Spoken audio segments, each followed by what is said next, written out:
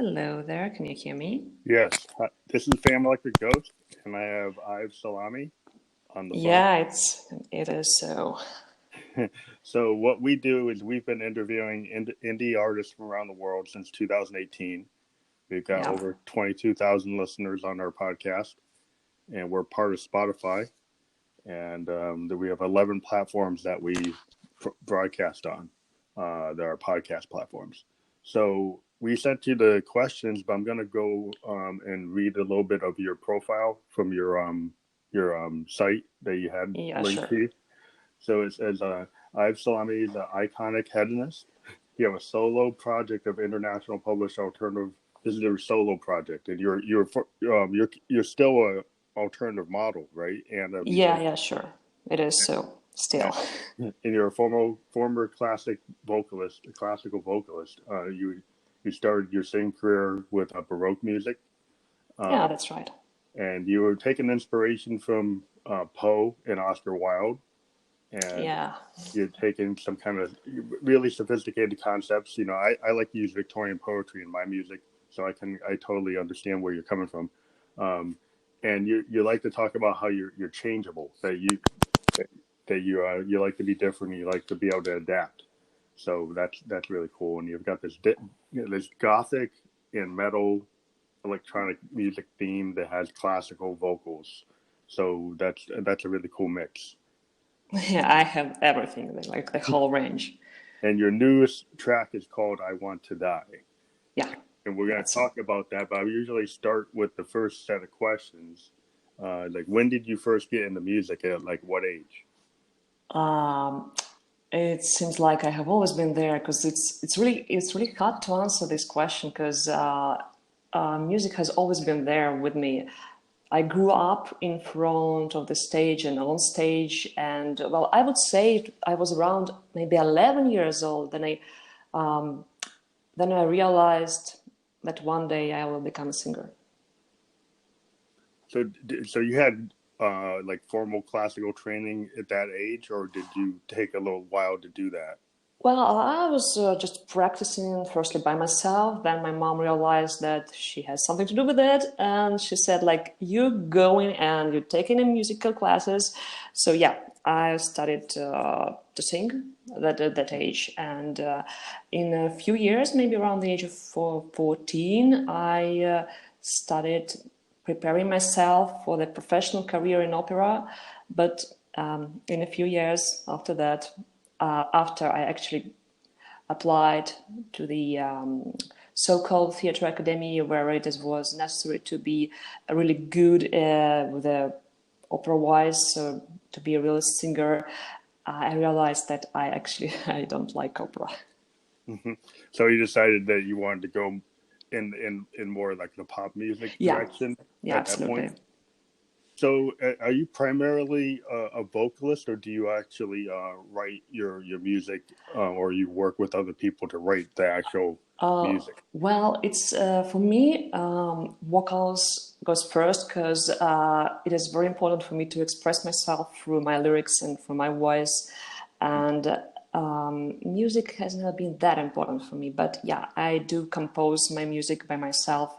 I've been doing it for quite a long time, but it's not really the most important for me. So yeah, I'm asking for mastering. I'm asking for some advices with the people who are really good at those things, who are really professionals. And yeah, I do believe in the quality of studio work. That's interesting. So when did you decide you were going to write your own material? Is it around that age, that you, like 11, or did you decide later to, like, after you decided that opera wasn't going to work? When did you start writing your own, like, your first songs? Oh yeah, I believe it was just the same age because for me it was the very first step. From the very first step, I was like, I need to express myself, and this is my way to do it. I was writing poems, then I moved to song lyrics. I learned to play the guitar to create a sort of melody.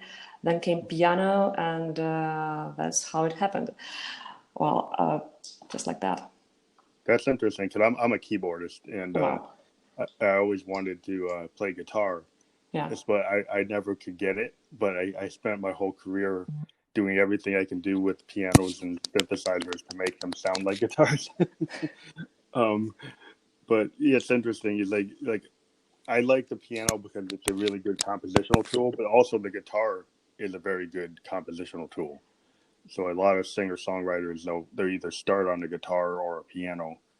So do you always like you start with your vocal, but then do you bring it to your guitar Yeah. to write out every other part, or do you do it more on the piano or synthesizer or MIDI keyboard?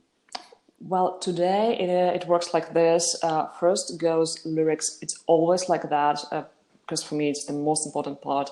And after that comes piano because I need some sort of melody. And if I'm in need of the guitar sound, I do take it. But recently I decided that I want to move on. I would like to try something else. And today I don't use the guitar as a musical instrument. I just use piano, I play piano, and I'm experimenting with a sort of electronic sound. Oh, so do you put everything down to like tape, or do you run like a MIDI keyboard into like a digital audio workstation? This kind of goes into the music workflow process. A lot of artists use like DAWs. They use digital audio workstations like Pro Tools or Main Stage or different ones, or FL Studio. So are you primarily working with an acoustic, like a real piano, and then taping it, or do you use like MIDI controllers? Well, I'm kind of conservative when it comes to composing. So I have a classical piano, so I work with it, and I do memorize my melodies and harmony. And then I'm using Cubase for creating music. So Okay. yeah, I work with Cubase, and I do use MIDI, and I would like to try the whole range of other instruments. But today it's just me, piano, and MIDI keyboard. That's great. Yeah, that's like, well, the way that I have my home recording studio is all based on using hardware synths. I use like Moogs, Yeah. Rolands, Prophets, uh, but I don't use a DAW. So I do everything into like digital tape recorders. Just because I grew up like using like real tape machines, like old school 4-track, 8-track tape Yeah. machines, and that's the way I grew up recording.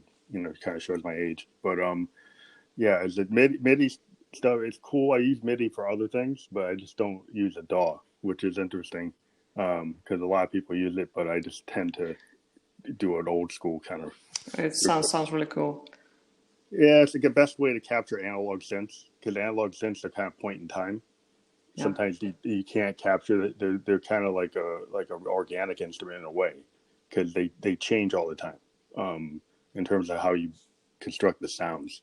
Yeah. But that's where I am. I'm a heavy electronic modular stuff, so it's a different type of mindset. Um, so, have you been playing like live shows? Because this is your first single, but were you playing live shows with your own material prior Uh, to this single? Not with this one, because this is like my very first solo project, solo work. And before that, I had a band. It was like a typical gothic rock with guitars and piano and some dark lyrics. It was fun, but I wasn't really satisfied with like what we were doing. And we had a few gigs. Hmm. The very first one, it was my birthday, and I was actually the person who organized everything from promo campaign to booking other bands and finding club, just everything. It was really nice, but it's like quite a tough experience. It takes a lot of time. Yeah. So where did you do that? Where did you play? It was just some local clubs, so we didn't leave the country. We stayed at home, home city, and it was just like that. So I So have never. like around Berlin. Uh, yep, maybe, but I've never played gigs. I've never participated in any sort of festivals. I would Mhm. like to do that. Yeah. I'm So really that's your inspired by goal that. is to get into like the festival scene Yeah. in Europe or beyond. Well, I have never did it before, but and I actually have no plans at this moment. But I hope to take part in some of those, maybe some local festivals. We have this not copy, but sort of inspired event. We have Prague Gothic Treffen, and it is like a day. It's like a year, and I believe I'll participate in this one. I'll take part, but I'm not sure because just Yeah. no plans. Yeah, if you were gonna present like yourself in with your new music with this first single, Yeah. so do you have other songs like if you're gonna do a show, do you just have this song, or do you have a bunch of other songs that you have, and if you did a live show you would do those songs along with this one? Well, I just have this one at the moment, but I'm working on the second one, and I have a pre-planned recordings for vocals.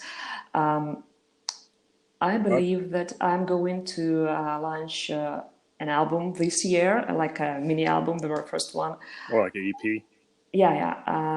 I hope to have a contract with a label, but of course it's not guaranteed for anyone. Yeah, a lot of like people that. are going indie. I mean, I was lucky enough last year I got signed for a distribution contract. Cool. But it took me like 30 years. Oh, yeah. It can take long. Yeah. So I was an indie artist for a long time. And then I finally got signed for distribution contracts to 2 labels for a specific distribution because I'm kind of controlling with my music. And so the only kind of contract I was willing to deal with was I get to produce it exactly the way I want to, and they just distribute it. And so that's the kind of deal I got, which is what I wanted. But it keeps you like in a niche market because I'm kind of doing stuff that's not super popular. Yeah. but it's still, we found a market for it, and we found the label that was willing to do it. So it can take time. Like I said, it took me like 30 years, but you got to have patience. I do music because I love to do it. And then I found just the same. I found this podcast that I like to talk to other musicians. So if you were going to do a show, do you have a band that would back you up, or would you do it like a solo performer, totally solo, just you doing everything? Well, it's a question actually, because all the musicians who are working just the same way that I do, they have some musicians, some probably keyboard players, some drummers to support them, but I do not have those. And I haven't decided yet if it will be like 2 more musicians or I'll have some dancers, some performances. I don't know. Well, actually, the approach of Victoria's Secret show is very close to my own, because I do believe that music should be connected to some sort of visual content, but I'm not sure what it's going to be. Yeah, because as an artist, you always kind of have to have a stage presence, and I've always been like very inspired by people like Bowie, who had this very theatrical. David Bowie had a very theatrical presence, and when he did his shows, he would go into character.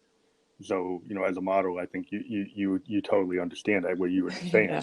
And a lot of times, you're like a Lady Gaga, she kind of represents that as well. She does this stagecraft, and she becomes like another person. She becomes a character. She kind of plays with different visions or versions of herself, or maybe not even herself. And I find that that's very interesting and kind of really like showmanship when you're out there. If you're an artist, if you just come out there like with blue jeans and your t-shirt and you play a band like, some alternative band, that's fine what they do. They don't really present a different person or persona. But a lot of artists that were very successful, they present this kind of over the top image, which is really interesting and it's entertaining. I think that it's a part of being an entertainer is to bring that on the stage, and then either you have dancers or you have effects, or you have like yourself, that you're the effect, like a Freddie Mercury or a Prince. I mean, they were kind of like they were kind of the big draw because they could command the stage, and I think that's the approach I like a lot. I've seen such thing. One day, I actually bought a ticket to Nick Cave's concert. It was probably 2 years ago, and I was really impressed by him. By the way, he was conducting everything around, just one man conducting the whole concert hall. Yeah, some people Like just really have a cool. stage presence, that they don't, you don't think they'd ever have stage fright till they just seem so confident Yeah. and about who they are, um, and then what they're presenting.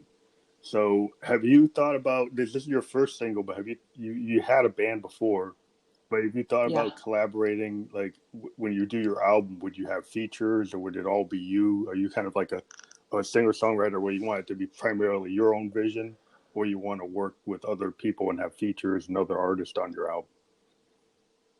Well, due to I have a lot of not a lot of, but I do have favorite musicians. Of course, I would like to collaborate with them, but at this moment, I'm one of many. I'm just like a little girl who launched the first single, and of course, I would like to collaborate with some of them.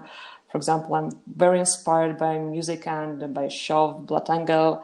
I think that Chris is a very passionate and very professional and sophisticated musician, and I do think we have like something in common with our approach. But of course, he's like a superstar, and it's just me. Yeah, so that's interesting. So, I mean, I was going to ask you about, I forgot to ask you about your influences and your reference points. If you were going to say what artist, like your fans would like to understand, like as an artist, who are you inspired by? Who are your reference points in your music?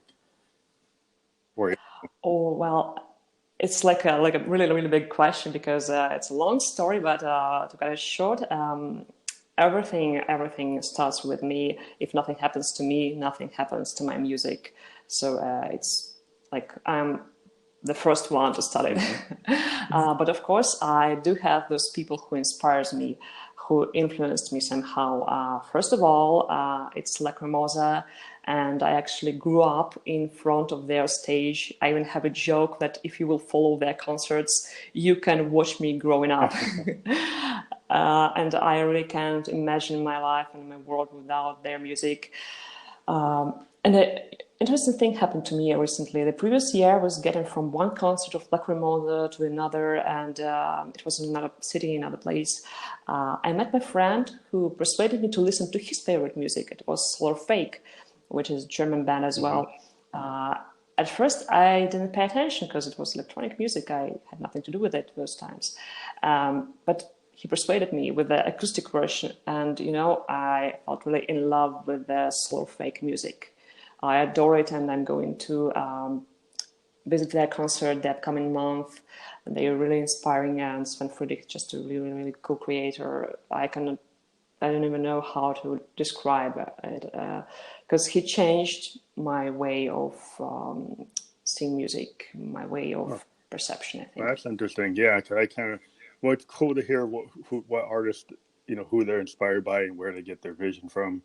A lot of times as a singer songwriter is totally coming from yourself. That's why, like, a lot of times when we talk to musicians, we talk to people who are singer songwriters, because I find singer songwriters are like authors. Like when you read a novel, you're kind of going Yeah, into the window of the author's like soul, and when you deal with a singer songwriter that actually writes their own music, it's kind of like reading their own little a novel, because they're yeah, showing you absolutely. who they are and their vulnerabilities and all the personal aspects of it, and that is really impressive to me because there's a whole other school where you have professional songwriters and then you have vocalists, and there's kind of separation where they write the song, but it's not really coming from that singer. The singer does amazing vocals, but it's not personally like their own experience.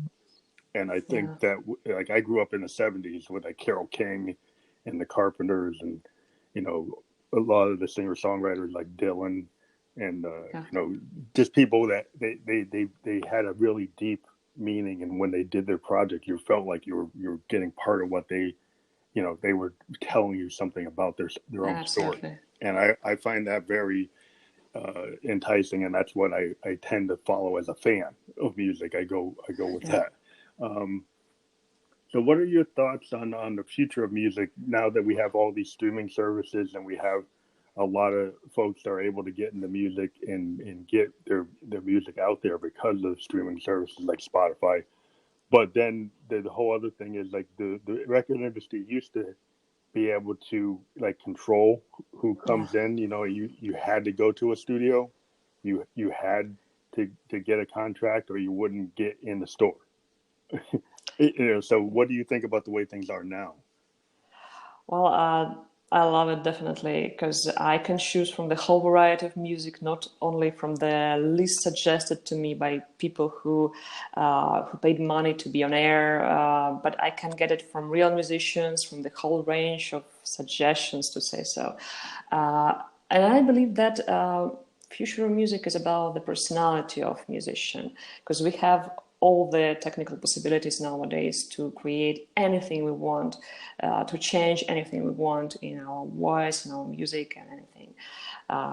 It's just about you. So if you paid enough attention to evolve yourself as a musician, as a person, then yeah, you probably will be successful. That's what I think.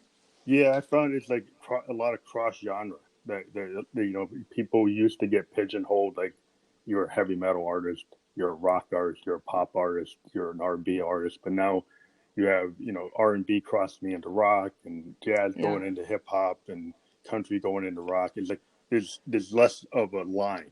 The things are becoming more merged, and I find it's interesting when songwriters like mix genres. Then you get a very like new, something new.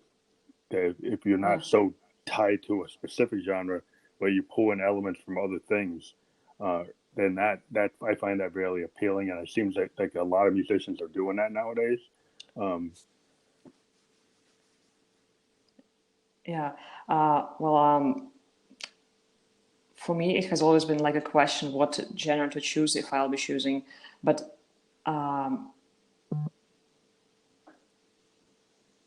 well, I don't feel like I would like to mix genres, or I would like to mix my music with some specific sort of genre. The thing is, I would like to sing jazz from time to time, yeah, but it's because it's really cool music. And I was thinking about combine electronic music with opera, just because I've spent so much time, so many years on opera music and vocals, hmm and I have to implement it somehow in my present day life. And actually, the best thing I heard about my music, I haven't heard much, but one of the best comments I got was like, well, it sounds like Blood Angel met Hertz. And I was so happy to hear that, because I adore Blood Angel and I really, really like Hertz. So I Just wanted, like that. yes, I wanted to kind of seg into your song, Yeah. your release, and so you want the title "I Want to Die." That's very Ah. stark, but Pretty dark. yeah, but you're coming from like the Poe and the Oscar Wilde, kind of giving you a visions. So if this song, is this a real preview of what the style you're going to continue with, this kind of gothic Of course, theme? yeah. So the next single would be in the same vein, or Yeah, I'm actually working on the ballad or love ballad, which is called "Kill Ya," and you can imagine like the topic and what it could be. Mhm. I do not consider myself to be that dark, and I don't feel like I'm really attached to the gothic or so-called dark stage, Mhm.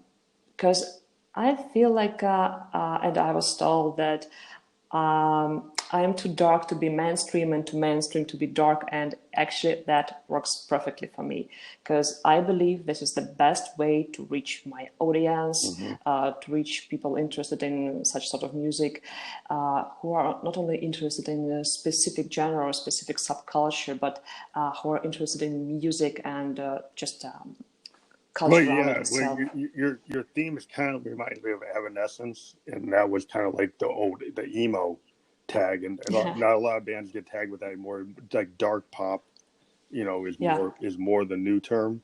But when you say dark pop, a lot of people still bring up like Evanescence, which is like emo, or gothic rock, and but it's still kind of within the indie. alternative space, which is Yeah. an older, kind of general genre for it. But I think within like indie and alternative music, there's always this kind of space for dark type of music. I mean, like Nirvana was a Of course. grunge band, but they had this kind of dark element. They had some Yeah. like goth elements, but they're punk. Well, they were punk and they were rock, and they had like Beatle-esque stuff about them too. So, like even within Nirvana, it wasn't just a pure punk band. It had some pop sensibilities, like Beatle-esque sensibilities, like Lennon type inspired stuff. Because Kurt Cobain kind of wrote like Lennon a little bit, and so like even within somebody would say, "Oh, that's grunge." There was still the complexity of what I was just saying. There's a lot of other elements. Yeah. So within what you're doing, I think the market for this music. A lot of the bands I've interviewed in the last year have been in this space, the same kind of space that you're in. They would call themselves dark pop or gothic Yeah. or indie. So it seems to be a trend that a lot of the new musicians I've talked to are in this space, which is it's trending. So I think, Well, I hope so. yeah. Well, I think it's like everything kind of comes around. Like a lot of people said, rock and roll, like traditional rock and roll, is supposed to be gone, but then there's still big rock bands around. So it kind of spins around as like a big love for the 1970s. There's a lot of 70s inspired bands. There's still a lot of punk bands, and then there's hip hop kind of moving things forward and mixing jazz. Like you said, jazz. Like I'm a big fan of jazz. I'm inspired by Yeah. like a band called Sun Ra, which is a very like a strange like old Coltrane bebop inspired American band that's actually getting more. People are starting to recognize them more. They're not as big as like Coltrane or Davis, but they did this really strange like music where they dressed up like Parliament Funkadelic. They dressed up in space costumes in the 1950s. They were a jazz band. They were playing bebop, but they dressed up in outfits and made them look like they came from outer space. And everybody kind of thought that, well, that's really, they kind of hurt them because they were playing as good as Coltrane, as good as Davis, but they had this image on stage that was really strange. And so it didn't really connect with the audience at the time. But now people are going back and they've had documentaries on Netflix on them and stuff. And it just shows you sometimes like you can go in a direction, maybe people don't get it, and then 30 years later people get it. But yeah, so jazz has always been a big influence for me because it opens up what you can do. I think and it's always cool to have a performer go and show like an acoustic unplugged side, or they do Yeah. their harder side, or they do, like you said, a jazz performance. It's I Yeah. think it just shows your versatility. Well, I believe so. I'm just in process of discovering jazz for me as a singer, and maybe I'll perform some jazz in the upcoming year. Well, actually, I have one plan to perform an online concert, which could probably include some jazz standards or some just like a soft rock I like to sing. Oh, yeah. So Yeah, on online, I always do Facebook Live concerts. I'm actually yeah, working with some of the people I've interviewed. In the last year, yeah, we're actually going to do a Facebook Live with like a couple of the folks that we've interviewed to kind of do like a from their own studios. They're going to yeah. do like a session, and it's going to be like under my Phantom Electric Ghost Facebook. Yeah. So yeah, I've noticed that. Well, I've been doing it for a couple of years. I do live performances from my home studio, and it kind of keeps the connection with my audience and stuff. So, have you found where you're going to do that? But did you think that that's a like a new trend, or that is something that you thought would be a good idea for your presentation? I don't know because I pre-planned this for the end of the year, and I don't know what will happen. So if I'll be signed by the label, it will be really cool and everything will change. But if not, yeah, probably I think it's fine. It's just all right. It's actually it could be quite cool because anyone can attend this event, not just those who live in Germany or Czech Republic or somewhere Yeah, else. well, it opens up your audience because when you do Yeah. these Facebook Lives, I've been able to do Facebook Lives, and then when I check who's listening, I see people are like the Middle East, people in Central Yeah. America, people all, in Europe and Asia. And so it gets you out there like a radio station, like in the Yeah. same way that Spotify gets their music out. If you do like a live broadcast and then you put it on YouTube as well, it just opens up the social media, because that's one of the things, the advantage we have as indie artists today, is we have the ability to put a video on YouTube, or put a video on Vimeo, or put it out there on Instagram, and then your fans are able to get your whole project. They're able Yeah. to see the visual, they're able to see, hear the music, and I think that helps, connect to your fans without having the overhead that, only a label could do that before. And now, Yeah. if you have the drive and initiative, you can be in charge of all aspects of your project.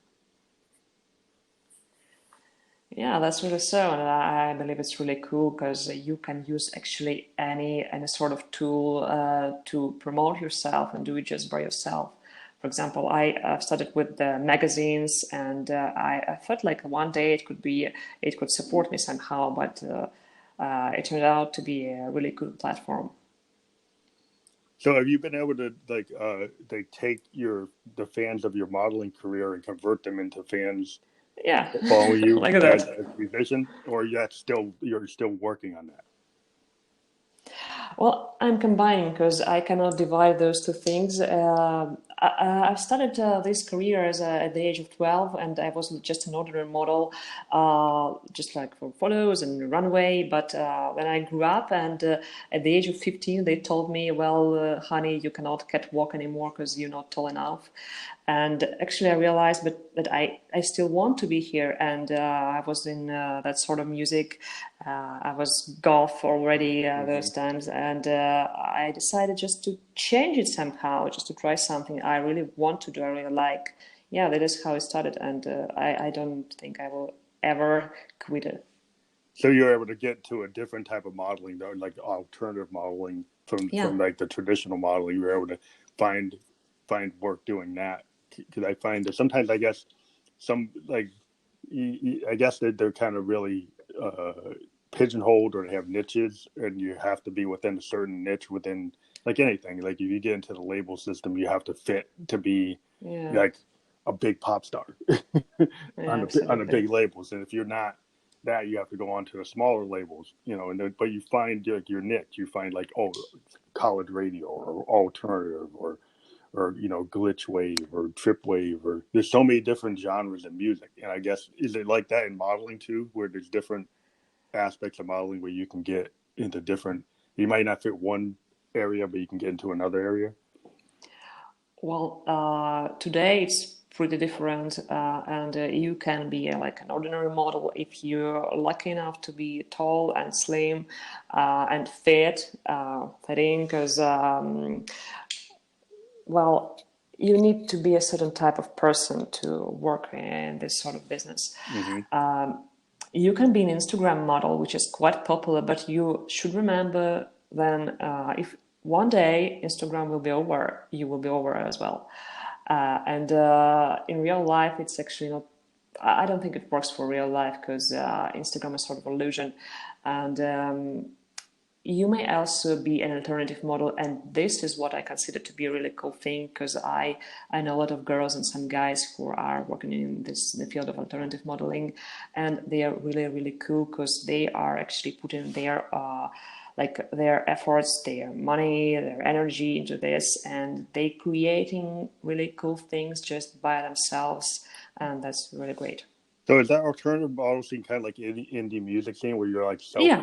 self funded, or do you have agencies and agents that book you Well, within that no, area? we don't have any agencies. Very fortunately, sometimes models they collaborate with the brands, with the bands, with some sort of cosmetics companies, and maybe some sort of fashion houses even. But it's not like a big deal. It's not like the big industry. Yeah. But what it's cool. I think like that's where a lot of bands, like a lot of famous bands, like dropped going on labels like Radiohead, Wilco, have they gone indie. you know, because I think a lot of people want to be in control of their career. So I Yeah. think in musicians, we can understand people want to be in control of their career. And so we can see that with the, you know, I've talked to independent actors that Yeah. do like off Broadway and do independent stuff in New York City. Um, and, um, and they do their own projects. They're like not within the New York or Hollywood film system. They're kind of in this indie self-funded area, and they do their own stuff, and they're able to work with brands, like you said. They're able to work with companies like they're smaller companies that need people and maybe are looking for like that type of edgy, different type of, you know, alternative type of look, or something that would just fit their brand that's not mainstream. So I think, yeah, there's always a place for people who are creators. I think creative people kind of create their own demand. Yeah. Because if you create something, Absolutely. you can create their own demand. Maybe it didn't exist, you don't fit, but if you create it and you're passionate about it, you can draw people to you. I think that's like I think that's what every artist wants to do, to kind of draw people to their art. Yeah, and it is how the Gothic stage itself has started. It was just like that. From the Batcave till nowadays, it's pretty much so. That's great. So what's cool about this podcast is it will go out on all 11 platforms. It includes iTunes and Google Play, Spotify, and then, you know, Anchor itself. Um, and then what we'll do is we provide you the link, and you can use the link any way you want. Oh, for sure. There is the cool thing about Anchor is there's integration with Instagram and Spotify. Great. So what we can do is we can actually create a highlight, and the highlight will link to this podcast on Spotify, and it also can link to your single on Spotify. So we can create like linkages, so your fans will go right to your single, and your Well, fans can listen to the podcast on Spotify rather than Anchor if they don't want to use Anchor, which is another cool way of doing that. And you can promote it on your Instagram as well if you create a highlight once we set it up. Yeah, so if you have, what we tend to do over the last 2 years, we've had bands come on with their first release and talk about it, and then we've had bands come back when they have a bigger project and actually have an album release show where we'll talk yeah, about like, you know, an album, and we can go through every track and sure. talk about it. So when you're ready and you have other projects you want to talk about, you can come on the Yeah, show again. Let us know. absolutely, for sure. Thanks. Well, thank you. So we're very happy to have you on. Everyone will click the links that we set up Yeah. on this podcast, and we wish you great success. And we hope to talk to you again in 2020 when you have your other project ready. Thank you very much. I enjoy being here. Thank you. Thank you. Bye.